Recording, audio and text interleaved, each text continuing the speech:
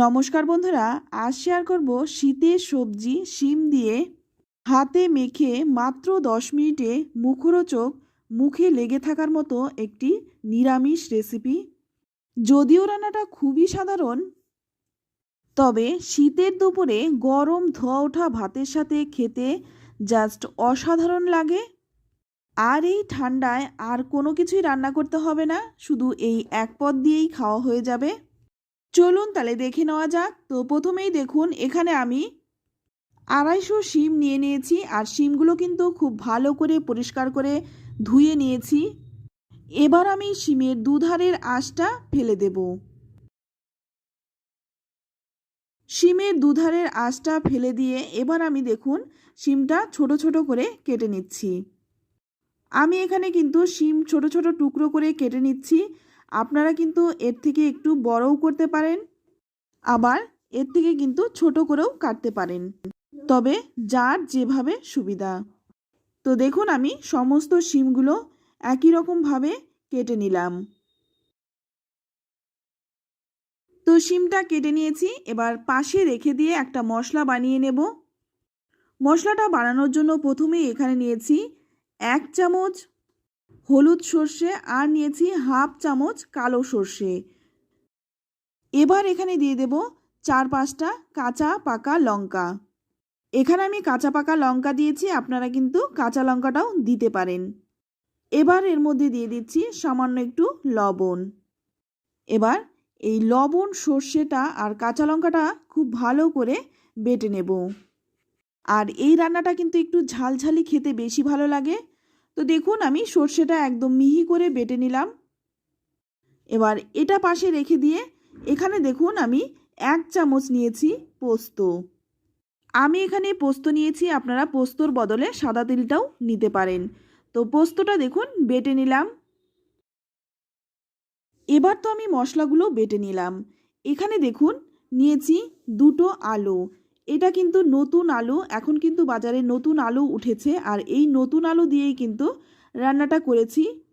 এখন সবেমাত্র আলুটা উঠেছে, তাই নতুন আলুটা খেতে কিন্তু খুব ভালো লাগে। তো আপনারা চাইলে কিন্তু পুরনো আলু দিয়েও করতে পারেন। এবার দেখুন এখানে আমি কেটে রাখা শিমটা নিয়ে নিলাম। এবার শিমের মধ্যে দিয়ে দিচ্ছি আলু। আলুটা কিন্তু আমি পাতলা পাতলা করে কেটেছি।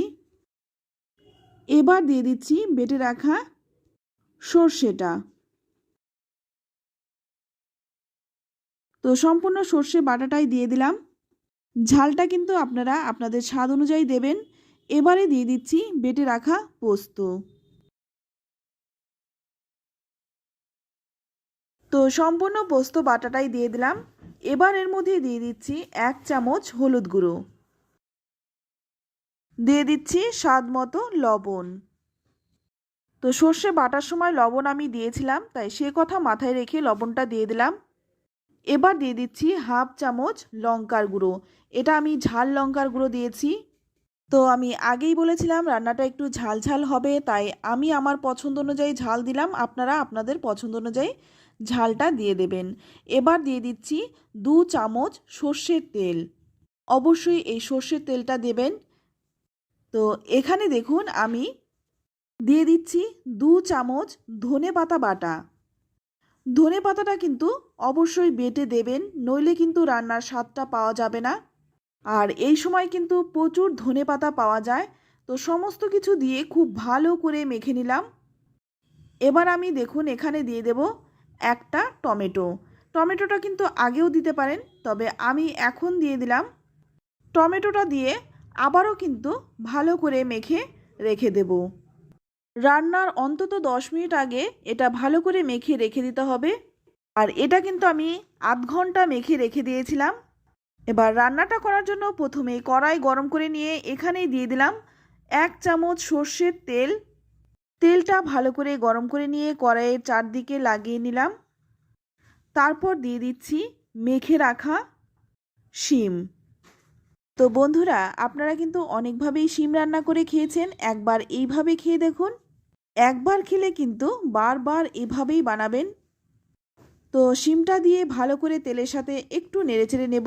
আর অবশ্যই কিন্তু গ্যাসের আঁচটা লো টু মিডিয়ামে রেখে কাজটা করতে হবে। হাইতে রেখে একদমই রান্নাটা করা যাবে না। 2-3 মিনিট একটু নেড়েচেড়ে নিয়ে তারপর 1 কাপের মতো জল দিয়ে থালাটা ধুয়ে দিয়ে দিলাম। থালার মধ্যে অনেকটাই মশলা ছিল, তাই সেই মশলার জলটা কিন্তু দিয়ে দিয়েছি। এবার ভালো করে নেড়েচেড়ে মিশিয়ে নেব। যেহেতু নিরামিষ রান্না, তাই এখানে স্বাদটা ব্যালেন্সের জন্য আমি 1 চামচ চিনি দিয়ে দিচ্ছি। তবে যারা রান্নায় চিনি খেতে অপছন্দ করেন তারা কিন্তু চিনিটা স্কিপ করতে পারেন। তো ভালো করে নেড়েচেড়ে মিশিয়ে নিয়ে এবার এখানে দিয়ে দিচ্ছি 4টে কাঁচা লঙ্কা। তো এখানে আমি অনেকটাই লঙ্কা দিয়েছি, তাই লঙ্কাগুলো আমি গোটা দিলাম গন্ধটা পাওয়ার জন্য। এবার একটা ঢাকা দিয়ে 10 মিনিট রেখে দেব। আর অবশ্যই গ্যাসের আঁচটা কমানো থাকবে। 10 মিনিট পর দেখুন ঢাকনাটা খুলে নিচ্ছি। এখন কিন্তু একটু নেড়েচেড়ে দেব। আবারও বলছি, গ্যাসের আঁচটা কিন্তু কমিয়ে রাখবেন, নইলে কিন্তু নিচে লেগে যেতে পারে। তবে একটু একটু লাগলে কিন্তু অসুবিধা নেই, একটু নেড়েচেড়ে দিতে হবে। তো দেখুন আলুটা কিন্তু ভালো করে সেদ্ধ হয়ে গেছে। আলুটা কিন্তু আমি পাতলা পাতলা করে কেটে দিয়েছিলাম, তাই আলুটা সেদ্ধ হতেও সময় লাগেনি। আর শিম তো রান্না হতে একদমই সময় লাগে না। আর এখন কিন্তু শিম আর আলু দুটোই ভালো করে সেদ্ধ হয়ে গেছে। তো আবারও কিন্তু একটা ঢাকা দিয়ে রাখবো 10 মিনিট। তো 10 মিনিট পর দেখুন ঢাকনাটা খুলে নিচ্ছি। এখন কিন্তু রান্নাটা একদমই হয়ে গেছে। দেখুন চারদিক দিয়ে তেলও ছেড়ে দিয়েছে। রান্নাটা কিন্তু দেখতেও অপূর্ব হয়েছে, খেতেও ভীষণ ভালো হয়। এবার কিন্তু ভালো করে নেড়েচেড়ে নেব। তো ভালো করে নেড়েচেড়ে মিশিয়ে নিচ্ছি। এখন কিন্তু রান্নাটা একদমই হয়ে গেছে। এবার নামানোর আগে দিয়ে দিচ্ছি 1 চামচ কাঁচা সর্ষের তেল। কাঁচা সর্ষের তেলটা দেওয়ার কারণে গন্ধটাও যেমনি ভালো হয়, খেতেও কিন্তু অত্যন্ত সুস্বাদু হয়। তেলটা দিয়ে ভালো করে নেড়েচেড়ে মিশিয়ে নিয়ে এবার গ্যাসের আঁচটা বন্ধ করে 10 মিনিট স্ট্যান্ডিং টাইম দিয়ে দেব। 10 মিনিট পর দেখুন ঢাকনাটা খুলে নিলাম। এবার নামিয়ে গরম গরম ভাতের সাথে খেয়ে দেখুন, খেতে অত্যন্ত সুস্বাদু হয়। রান্নাটা করতেও একদমই সময় লাগে না, সামান্য কিছু উপকরণেই রান্নাটা হয়ে যায়। তো বন্ধুরা, শিমের এই নিরামিষ রেসিপিটি আপনাদের কেমন লাগলো অবশ্যই কমেন্টে জানাবেন। ভালো লাগলে লাইক, কমেন্ট, শেয়ার করবেন। আর আপনি যদি আমার চ্যানেলে নতুন হয়ে থাকেন, চ্যানেলটা সাবস্ক্রাইব করে নেওয়ার অনুরোধ রইল। আজ এই পর্যন্ত, আবারও দেখা হবে অন্য কোনো নতুন রেসিপিতে। সকলেই ভালো থাকবেন, সুস্থ থাকবেন। সকলকেই ধন্যবাদ।